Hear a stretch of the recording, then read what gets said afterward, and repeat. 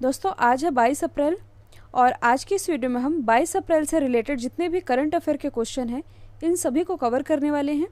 और यदि आप लोगों को इस वीडियो की पीडीएफ चाहिए तो आप हमारा टेलीग्राम चैनल भी ज्वाइन कर सकते हैं, जिसकी लिंक डिस्क्रिप्शन बॉक्स में दी हुई है। तो चलिए स्टार्ट करते हैं हमारा पहला क्वेश्चन। हाल ही में world creativity and innovation day ये कब मनाया गया है, यानी कि विश्व रचनात्मक और नवाचार दिवस।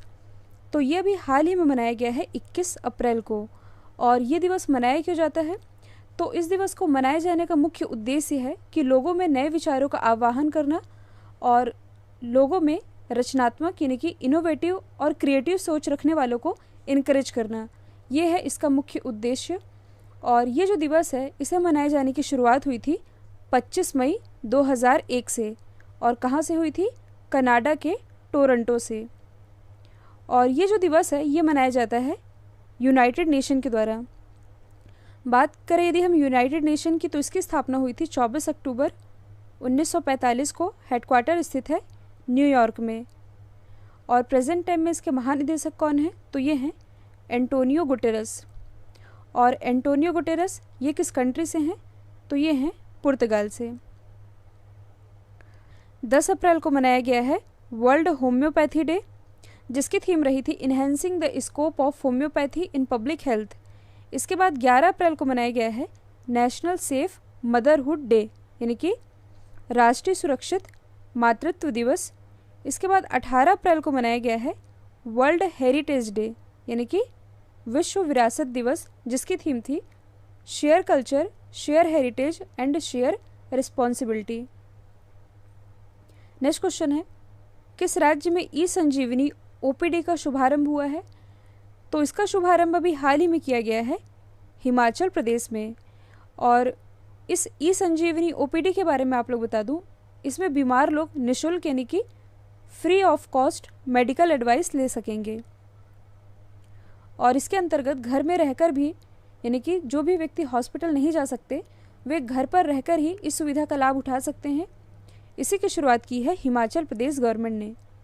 और कोविड-19 से निपटने के लिए ही कुछ समय पहले ही हिमाचल प्रदेश गवर्नमेंट के द्वारा एक्टिव केस फाइंडिंग कैंपेन भी लॉन्च किया गया था। हिमाचल प्रदेश के प्रेजेंट टाइम में मुख्यमंत्री कौन है? ये हैं जयराम ठाकुर। गवर्नर है बंडारू दत्तात्रेय। मुख्य न्यायाधीश कौन है? तो ये हैं लिंगप्पा नारायण स्वामी।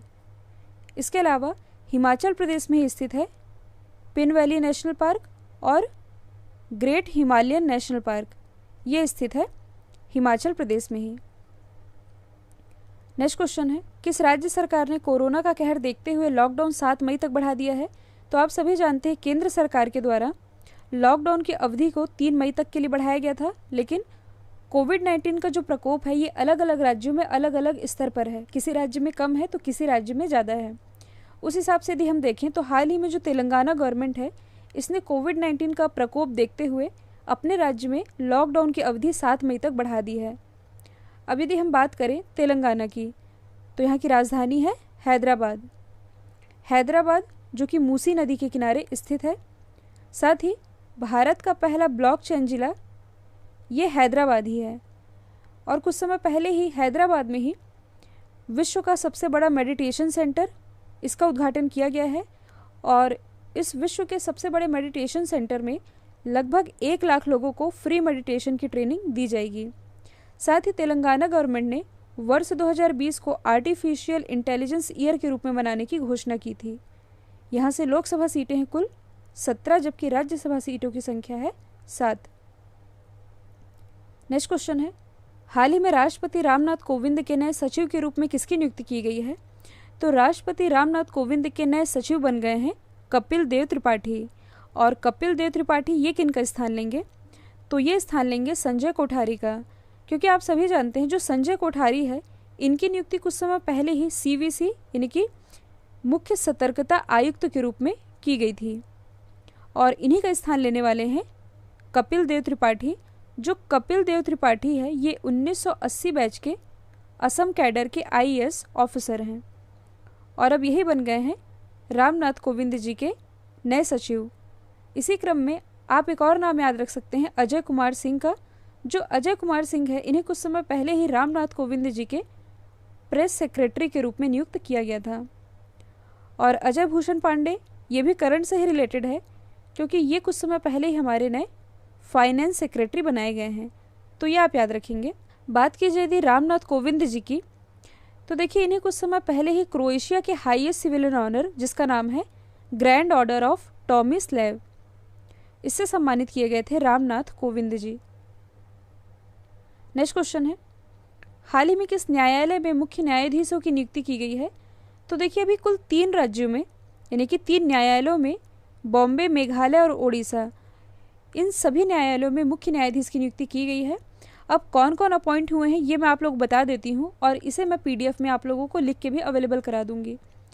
तो जो बॉम्बे हाई कोर्ट है, यहाँ पर मुख्य न्यायाधीश के रूप में नियुक्ति की गई है दीपंकर दत्त की।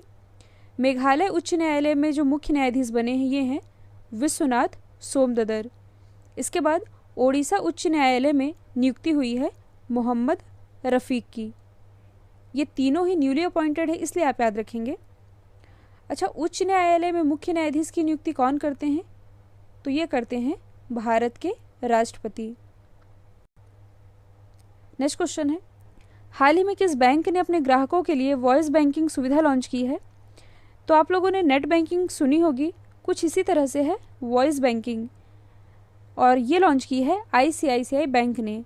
एक टैगलाइन है बैंक विद देयर वॉइस, और इसके अंतर्गत जो यूज़र हैं वे अपने बैंक अकाउंट से रिलेटेड जितनी भी इंफॉर्मेशन है ये वॉइस के थ्रू प्राप्त कर सकेंगे। और इसके लिए जो ICICI बैंक है, इसने अमेज़ॉन एलेक्सा और गूगल असिस्टेंस पर ये सुविधा शुरू की है। अब यदि हम बात करें ICICI बैंक की, यानी कि industrial credit and investment corporation of India, इसकी स्थापना हुई थी 1994 में। हेडक्वार्टर कहाँ स्थित है? मुंबई, महाराष्ट्र में। और प्रेजेंट टाइम में इसके MD और CEO ये हैं संदीप बख्शी। और कुछ समय पहले ही जो ICICI बैंक है, इसने कार्डलेस निकासी सुविधा भी शुरू की थी, जिसके अंतर्गत बिना कार्ड यूज़ किए भी कैश निकाला जा सकता था।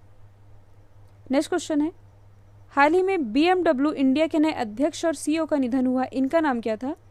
तो BMW इंडिया के अध्यक्ष और CEO ये थे रुद्रतेज सिंह, जिनका भी हाल ही में निधन हुआ है।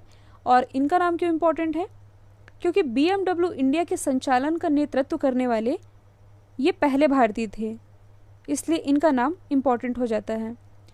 अब यहाँ से BMW ये टर्म इम्पोर्टेंट है, कई बार एग्जाम में पूछा जाता है कि ये किस देश की कंपनी है। तो BMW ये एक जर्मन मल्टीनेशनल कंपनी है, और इसका मुख्यालय जो है ये स्थित है म्यूनिख, जर्मनी में, और इसकी स्थापना हुई थी 7 मार्च 1916 में। यदि हम हाल ही में हुए अदर ऑबिचरी को डिस्कस करें तो लाइसेनिया कर्से, ये कौन थे? तो ये फिजी के प्राइम मिनिस्टर थे, इनका भी निधन हुआ है। सहारे ओरम, जो सहारे ओरम थे ये वयोवृद्ध आदिवासी नेता थे। जबकि जो आरवी भुस्कुटे थे, आरवी भुस्कुटे ये एक स्वतंत्रता सेनानी थे, और भारत छोड़ो आंदोलन जो कि हुआ था 1942 में, तो भारत छोड़ो आंदोलन का भी ये हिस्सा रह चुके थे। इनका भी कुछ समय पहले ही निधन हुआ है। नेक्स्ट क्वेश्चन है, हाल ही में किस IIT ने high speed magnetic RAM develop की है? तो ये डेवलप किया गया है IIT मंडी के द्वारा। तो इसे समझने के लिए आप कुछ ऐसे समझ सकते हैं। देखिए, सबसे पहले यदि आप समझेंगे रैम को, तो आप सभी जानते हैं 2 तरह की मेमोरी होती है, रैम यानी कि रैंडम एक्सेस मेमोरी, दूसरी होती है रोम। जो रैंडम एक्सेस मेमोरी होती है इसे हम कहते हैं प्राथमिक मेमोरी या मेन मेमोरी।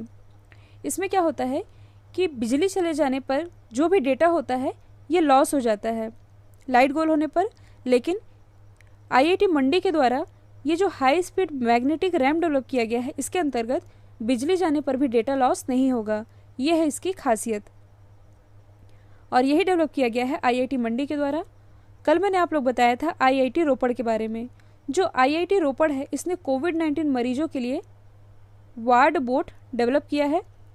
IIT मद्रास, तो IIT मद्रास ने भारत की पहली स्टैंडिंग व्हील चेयर डेवलप की है। साथ ही भारत का पहला स्वदेशी माइक्रो प्रोसेसर जिसका नाम है शक्ति, ये भी लॉन्च किया था IIT मद्रास ने। जो IIT गांधीनगर है इसने प्रोजेक्ट आइजैक लॉन्च किया है। तो ये सभी आप याद रखेंगे। नेक्स्ट क्वेश्चन है, देश में ऐसा पहला ग्रीन राज्य निम्नलिखित में से कौन बना है जिसमें कोरोना वायरस के मामले नहीं हैं? तो देखिए, अभी हाल ही में जो गोवा है, ये कोरोना को मात देने वाला भारत का पहला राज्य बन गया है। यहाँ के जो चीफ मिनिस्टर हैं प्रमोद सावंत, इन्होंने घोषणा की है कि राज्य में कोरोना का एक भी एक्टिव केस नहीं है। और पहले गोवा से 7 लोग संक्रमित भी हुए थे, लेकिन ये पूरी तरह से ठीक होकर के डिस्चार्ज हो चुके हैं। और ये पहला राज्य बना है जहाँ पर कोरोना के एक भी केस नहीं है। बात की जाए यदि गोवा की, तो यहाँ की राजधानी है पणजी, जो कि बसा हुआ है मांडवी नदी के किनारे। और कुछ समय पहले ही जो सत्यपाल मलिक है, ये बनाए गए हैं गोवा के नए राज्यपाल। और यदि आप करंट से रिलेट करेंगे तो भारत और ओमान के बीच एक एक्सरसाइज होती है जिसका नाम है नसीम अल बहर। नसीम अल बहर ये भारत और ओमान के बीच की एक नेवल एक्सरसाइज है जिसका आयोजन किया गया था गोवा में। और गोवा में भी कहाँ? गोवा के मारमुगाव तट पर। तो ये आप याद रखेंगे। नेक्स्ट क्वेश्चन है, केंद्र सरकार ने स्थिति का आकलन करने और कोविड-19 की प्रभावी ढंग से रोकथाम के लिए कितने अंतर मंत्रालय टीमों का गठन किया है? तो ये किया गया है कुल 6 अंतर मंत्रालय टीमों का गठन। और ये जो टीमें होंगी ये केंद्र सरकार को अपनी रिपोर्ट सौंपेंगी।